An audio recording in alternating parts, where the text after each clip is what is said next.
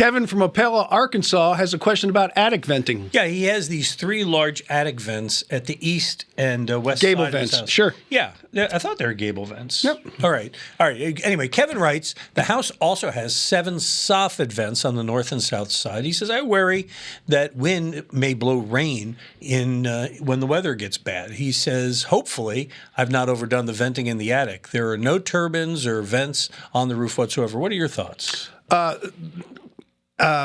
Gable vents kind of were invented when we started getting into air conditioning and energy efficiency in the late 60s. Okay.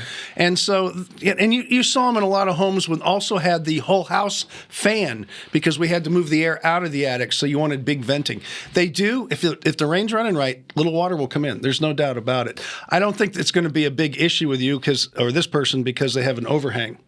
But I also looked at that roof, and it would be perfect for a ridge vent if you wanted to get rid of them. It's a ranch-style house. So It is. It's just super Right. long run. So forget all the other vents. If you ever want to, you can go ahead and put a ridge vent in. But at the same time, if you haven't had a problem, I wouldn't do anything until you get a new roof. Then put a ridge vent in. Is that a philosophy for a living for you? Yes.